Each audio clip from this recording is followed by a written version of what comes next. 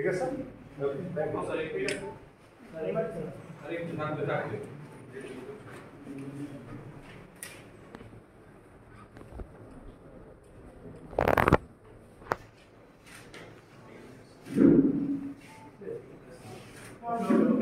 ঠিক আছে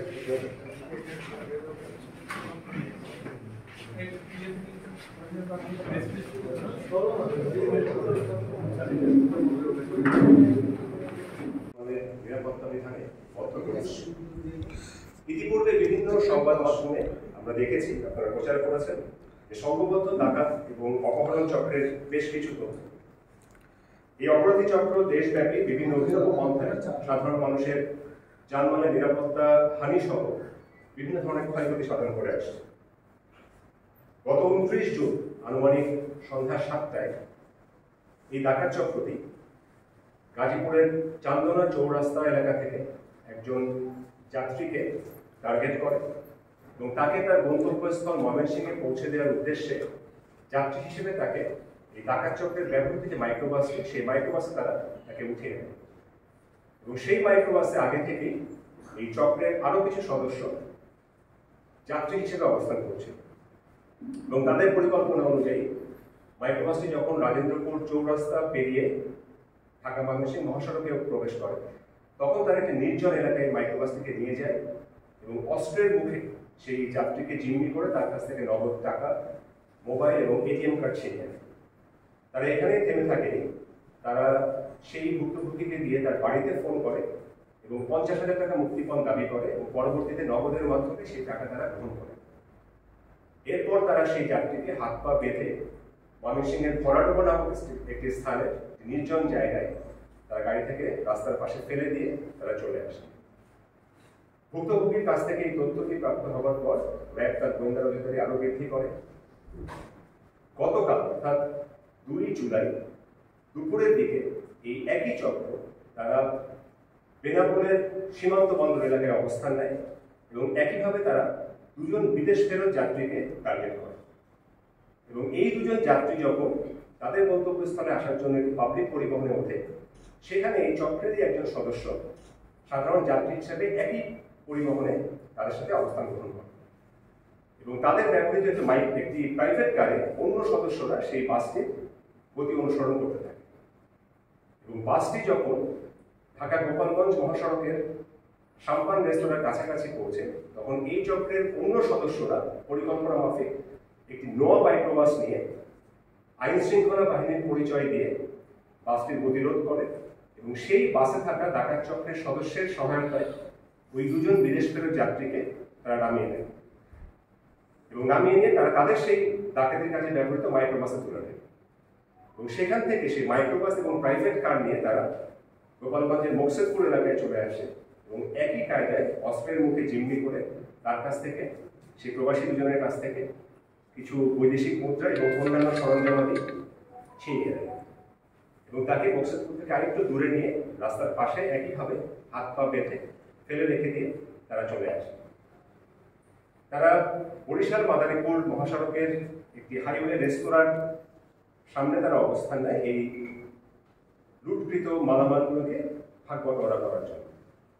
গোপন সংবাদের ভিত্তিতে র্যাব এই তথ্য জানতে পারে এবং র্যাব 8-এর CPC 3-এর একটি আভিযানিক দল তাৎক্ষণিক ওই স্থানে পৌঁছলে র্যাবের উপস্থিতি টের পেয়ে এই ডাকাত চক্রের সদস্যরা এদিক ওদিক পালানো শুরু করে এবং সেখান থেকে এই চক্রের মূল হোতা মেহেদি সহ 4 জনকে র্যাব সদস্যরা আটক করতে সক্ষম হয় এবং সেই সাথে তাদের ব্যবহৃত মাইক্রোবাস, প্রাইভেট কার এবং ডাকাতি কাজে ব্যবহৃত অন্যান্য সরঞ্জামাদি সহ তাদেরকে আটক করা হয় এবং বাকি 3 জন, তাদের সাথে 7 জন ছিল এই চক্রের সাথে ওই সময়, বাকি 3 জন তারা পালিয়ে যায়।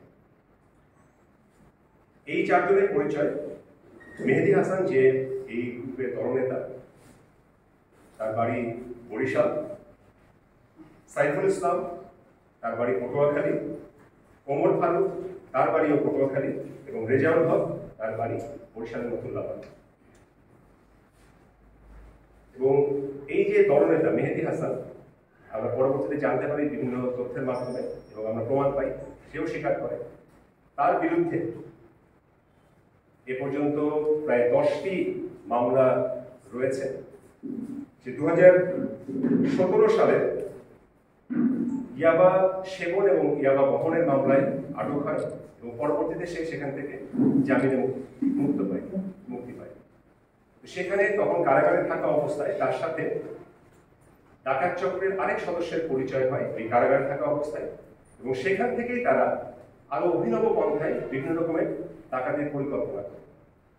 পরবর্তীতে জামিনে মুক্ত হওয়ার পরেও তারা আরো সংঘবদ্ধ হয়ে এই ধরনের ডাকাতি কার্য সারা দেশব্যাপী পরিচালনা করে আসছিল। মূলত তারা বিভিন্ন বাস স্ট্যান্ড, বিমানবন্দর, সাভার আশুলিয়া সড়ক, সীমান্তবর্তী যে বর্ডারগুলো আছে, এই পোর্টগুলো, এই সমস্ত জায়গায় তারা অবস্থান নিয়ে এভাবেই তারা যাত্রীদেরকে জিম্মি করে তাদের কাছ থেকে টাকা পয়সা সবকিছু ছিনিয়ে নেয়। এই মেহেদী হাসান 23 জুলাই 2023 সালে অস্ত্র মামলায় ঢাকা মহানগর পল্টন থানায় সে আটক হয় এবং সেখান থেকেও সে কারাবরণ করে এবং এবছর এপ্রিল মাসে সে আবার জামিনে মুক্ত পায় এবং এই মুক্তি পাওয়ার পরে আবারও সেই একই কার্যক্রম তারা সংঘবদ্ধভাবে চালিয়ে আসছে এবং তাদের সাথে ব্যবহৃত যে সমস্ত সরঞ্জামাদিগুলো আপনারা দেখতে পাচ্ছেন এখানে আছে। এর মধ্যে আমরা বেশ কিছু মোবাইল ফোন তাদের উদ্ধার করেছি, আমরা পেয়েছি, এবং সবচেয়ে গুরুত্বপূর্ণ বিষয় হচ্ছে এরা এদের পরিচয় খুব ঘন ঘন পাল্টে ফেলে এবং এদের সিম খুব ঘন ঘন তারা পাল্টে ফেলে এবং কেউ কেউ এরকম আমরা তথ্য পেয়েছি তাদের জিজ্ঞাসাবাদে যে তাদের নিজেদের মধ্যে, যেহেতু সারা দেশব্যাপী এরা এই কর্মকাণ্ডগুলোকে পরিচালনা করে, একজনের সাথে একজনের লিঙ্কগুলো খুব শক্ত তাদের, এবং তারা নিজেদের গোপনীয়তা রক্ষার্থে অনেকেই অনেকের নাম পরিবর্তন করে ফেলে, অর্থাৎ নিজেরাও নিজেদের নাম সঠিকভাবে তারা বলতে পারে না যে কার নাম কি। তারা এতটা গোপনীয়তা বজায় রেখে তারা এই কাজগুলো করে এবং এই যে গাড়িগুলো তারা ব্যবহার করে আমরা জিজ্ঞাসাবাদে জানতে পারি অধিকাংশ গাড়িগুলাই ঢাকা শহরে উবারে হয় ব্যবহৃত হয় অথবা ভাড়ায় চালিত গাড়ি, আবার কোনো কোনোটি তারা ছিনতাই করে এই কাজে ব্যবহার করে। এবং গুরুত্বপূর্ণ তথ্যটি হচ্ছে তাদের ব্যবহৃত যে প্রাইভেট কার এবং মাইক্রোবাসটি আমরা পেয়েছি, এর মধ্যে মাইক্রোবাসটি হচ্ছে তাদের ছিনতাই করা একটি মাইক্রোবাস। তো এভাবেই তারা হচ্ছে মানুষজনের যানবাহনের ক্ষতি সাধন সহ অন্যান্য কার্যক্রমগুলো পরিচালনা করে আসছে। পলাতক আসামিদের ধরার ব্যাপারে দেশব্যাপী আমাদের সর্বাত্মক অভিযান অব্যাহত রয়েছে এবং এই যে আটককৃত আসামিদের বিরুদ্ধে মাদারীপুর রাজৌরি থানায় আইনানুগ ব্যবস্থা গ্রহণ করে তাদের ব্যাপারে পরবর্তী ব্যবস্থা গ্রহণ করা। এই ছিল হচ্ছে আমাদের ব্রিফিং। আপনাদের কোনো প্রশ্ন থাকলে আমার একটা বিষয় একটু জানার আছে।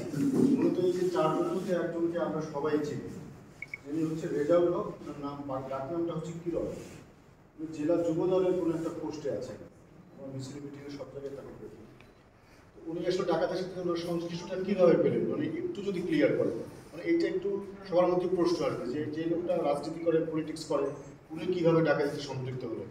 এরা দেখেন এখানে যে চারজনকে আমরা আটক করেছি বা যে তিনজনের পরিচয় আমরা পেয়েছি, এরা কিন্তু ডাকাতির পাশাপাশি তাদের হচ্ছে কিন্তু আরো অনেকগুলো পেশা রয়েছে। কেউ একজন রড বিক্রেতা আছেন, এখানে একজন আছেন প্রাইভেট কারের চালক। তো এরকম তারা একটা সংঘবদ্ধ চক্র হিসেবেই কাজ করে এবং এরা কিন্তু যেমন এই যে মাদারীপুরের ঘটনাটি গতকালকে রাজুদের থেকে যেখান থেকে আমরা তাদেরকে আটক করেছি, তো এদের ব্যাপারে কিন্তু এরা বিভিন্ন তাদের কর্মস্থল থেকে, তাদের তথ্য অনুযায়ী তাদের কর্মস্থল থেকে নতুল্লাবাদে মাইক্রোবাসটি আসে। নতুল্লাবাদে মাইক্রোবাসটি আসার পরে তারা তাদের কর্মস্থল থেকে সেখানে যে জড়ো হয় এবং সেখান থেকে তারা মাইক্রোবাস নিয়ে চলে যায় হচ্ছে বেনাপোল পোর্টে। কাজেই তারা যাদের ব্যবসা বা এসের সাথে এটা একটা পরিচয়ের আড়াল থাকতে পারে বা তারা মূলত এই ধরনের এই ডাকাতি পেশার সাথে জড়িত।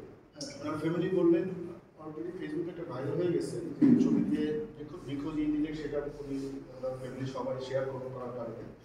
তো ওনারা বললেন সর্বশেষ ফরিদপুরে বোধহয় ভিডিও কলে ওনার কথা বলছেন, তাকে ট্রেস করা হলো কোথেকে, মানে কোথেকে তাকে পেলেন? আমরা তো এটাই বলেছি যে আমরা তাদেরকে তো আলটিমেটলি তারা যখন মাদারীপুরে যখন চলে আসে তখন আমরা তাদেরকে আমরা ট্রেস করি এবং রাজৌরি যখন তারা থেমে যখন তারা এই মালামালগুলোকে ভাগবটোয়ারার কাজগুলো করছিল সেই সময় তাদেরকে হচ্ছে আটক করা। 8টা মামলা দেখলাম, এই 8টার মধ্যে কি অস্ত্র মামলা বা অন্য কোনো মামলা আছে না রাজনৈতিক সব মামলা? না, এদের বিরুদ্ধে সবারই হচ্ছে যে ডাকাতি অস্ত্র মামলা রয়েছে। আচ্ছা, একটা বিষয় আমরা দেখতে পেলাম এখানে বেশ কিছু মলম রয়েছে, এলা পিস্তল আছে, এগুলো আসলে কিভাবে ব্যবহার করতে পারা? এটা তো তাদের এটা হচ্ছে যে আমরা তো জানি মলম বাড়ি দৌড়াতো বা অনেক সময় তারা কিন্তু যাত্রীদেরকে যারা দেখতে না পারে, মানে তাদের চিনতে না পারে, সে কারণে তারা বিভিন্নভাবে তাদের চোখে মলম লাগিয়ে এই ধরনের কাজগুলো করে থাকে যাতে কিছুটা সময়ের জন্য দৃষ্টি স্পষ্ট হয়ে যায়। তো সেইখানেই তারা এই জিনিসগুলো ব্যবহার করে। না, ঠিক আছে। জি ধন্যবাদ sir. Thank you. Thank you sir.